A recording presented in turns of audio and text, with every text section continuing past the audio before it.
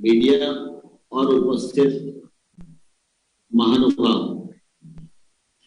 आज मुझे बहुत प्रसन्नता है इस अवसर पर आप सबके मध्य जोड़ते हुए, क्योंकि आज बिहार कृषि विश्वविद्यालय में सतत कृषि पोषक तत्व प्रबंधन रणनीतियों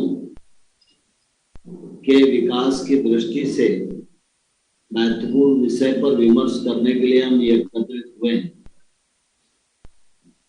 मैं यह जानता हूं कि यह विषय आज का सामयिक विषय है और आवश्यक विषय है। मिट्टी की उत्पादकता, पोषक तत्वों के उपयोग की दक्षता, टिकाऊ कृषि को बढ़ावा देने में और किसानों की आमदनी बढ़ाने के लक्ष्य को प्राप्त करने के लिए आवश्यक अनेक नवीन प्रौद्योगिकी पर विचार विमर्श करना आवश्यक है। मुझे पूरा विश्वास है कि इस संगोष्ठी में सभी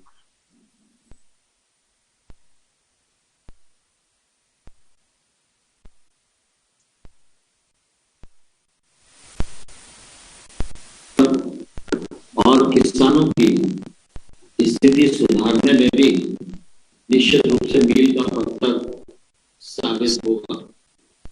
मुझे बहुत प्रसन्नता है कि भारत सरकार माननीय प्रधानमंत्री नरेंद्र मोदी जी के नेतृत्व में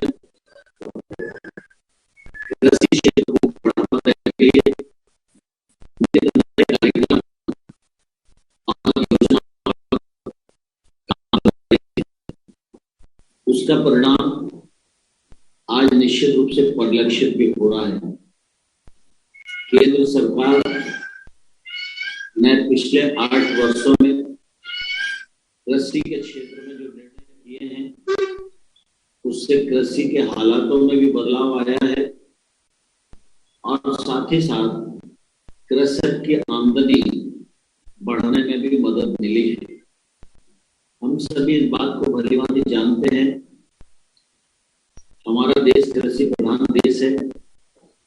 बड़ी आबादी आजीविका के लिए कृषि पर निर्भर है और इसलिए कृषि को टिकाऊ बनाना और उसके सामने विद्यमान चुनौतियों का समाधान करना हम सब लोगों के निश्चित रूप से पहली प्राथमिकता है। और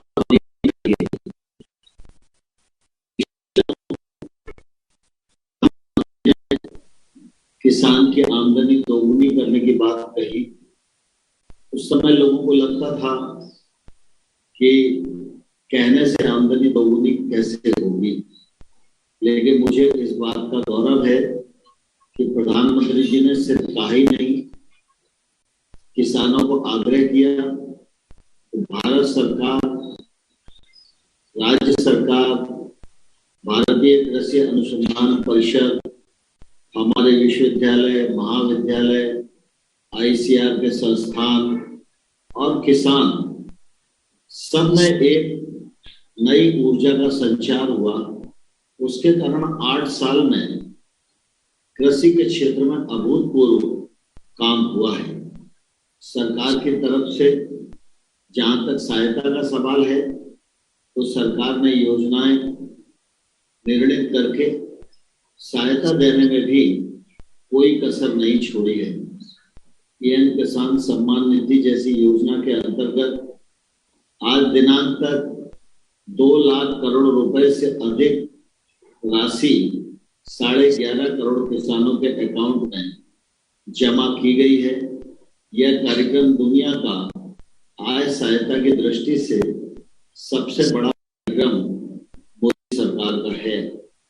ग्रामीण क्षेत्र में इंफ्रास्ट्रक्चर बने, इसके लिए 1 लाख करोड़ रुपए का इंफ्रास्ट्रक्चर फंड, फिशरीज के लिए 20,000 करोड़ रुपए का फंड, एनिमल हस्बेंड्री के लिए 15,000 करोड़ रुपए का फंड, फूड प्रोसेसिंग के लिए 10,000 करोड़ रुपए का फंड, ऐसे लगभग 1.5 लाख करोड़ रुपया सुनिश्चित किया गया है कि कृषि और संबंधित क्षेत्रों के विकास की दृष्टि से, सुविधाएं मुहैया कराने की दृष्टि से ये निवेश निजी निवेश और बैंकों के निवेश के रूप में नीचे जाएगा।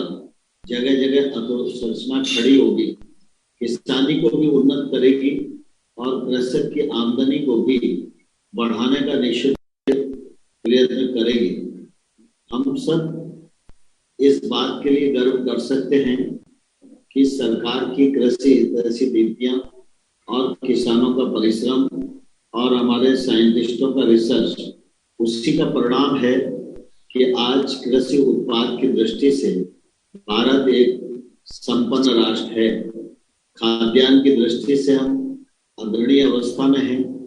देश में 80 करोड़ लोगों को खाद्यान्न की आपूर्ति कर रहे हैं और के समय में भी, वर्तमान समय में भी अनेक देश ऐसे हैं जिनको आवश्यकता है या जो हमारे मित्र उनको भी खाद्यान्न करने का प्रयत्न किया जा रहा है। मुझे कहते हुए प्रसन्नता है कि कृषि उत्पाद की दृष्टि से हमारा भारत दुनिया में या तो पहले क्रम पर खड़ा हुआ है या दूसरे क्रम पर खड़ा हुआ है। निर्यात की दृष्टि से भी 4.25 लाख करोड़ रुपए का निर्यात कृषि उत्पाद का हुआ है। यह अपने आप में एक बड़ा कीर्तिमान है और बड़ी ऊंची छलांग कृषि क्षेत्र के लोगों ने लगाई है।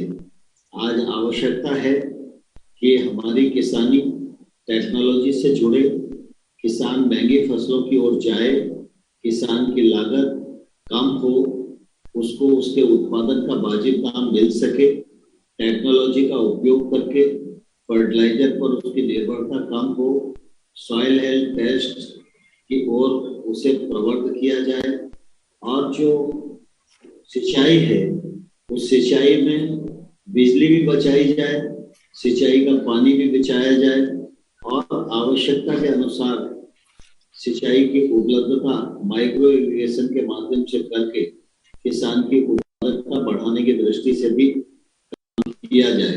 इन दिशा में भारत सरकार राज्य सरकारों के साथ मिलकर काम कर रही है। मुझे इस बात की बहुत प्रसन्नता है कि भारतीय कृषि अनुसंधान परिषद कृषि शिक्षा के क्षेत्र में बहुत ही तीव्र गति से काम कर रही है।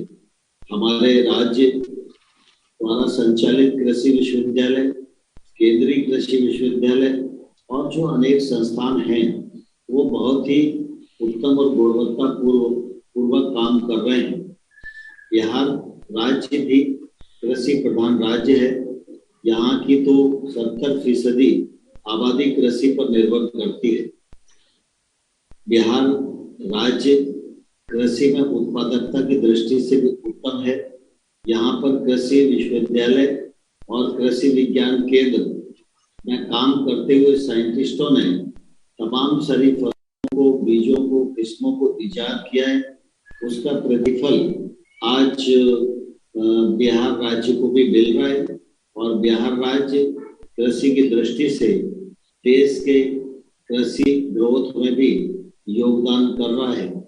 बिहार राज्य के मंत्री माननीय अमरिंदर प्रताप सिंह जी यहाँ उपस्थित हैं और वो हमेशा कृषि से जुड़े हुए सभी सवालों को हल करने के लिए निश्चित रूप से तत्पर रहते हैं। समय समय पर जो प्रोत्साहन की आवश्यकता है वो प्रोत्साहन भी बिहार सरकार के द्वारा हमारे कृषि क्षेत्र को मिलता रहता है। लेकिन यह सच है कि कृषि की सततता यह बनाए रखना जरूरी है। पोषक तत्वों का प्रबंधन यह भी निश्चित रूप से समय की आवश्यकता है और इस महत्वपूर्ण विषय पर आज ये संगोष्ठी सबौर विश्वविद्यालय में आयोजित की जा रही है। इस दिशा में हमारे साइंटिस्ट, वैज्ञानिक काफी समय से काम कर रहे हैं और काफी हद तक वो सफल भी हुए हैं। लेकिन आज की जो संगोष्ठी है, इस संगोष्ठी में जो विमर्श होगा उसके बाद निश्चित रूप से महत्वपूर्ण निष्कर्ष आएंगे और ये निष्कर्ष कृषि जगत में निरंतरता बनाए रखने के लिए, टिकाऊ खेती के लिए मील का पत्थर साबित होंगे, ऐसा मुझे पूरा विश्वास है। पुनः मैं कृषि विश्वविद्यालय के सभी अधिकारियों को, वैज्ञानिकों को इस संगोष्ठी की सफलता के लिए अपनी बहुत बहुत शुभकामनाएं प्रेषित करता हूं और मुझे पूरा विश्वास है कि आपका विमर्श काम आएगा और आने वाले कल में कृषि के समक्ष जो विद्यमान चुनौतियां हैं उनका समाधान करने में निश्चित रूप से हम सब सफल होंगे।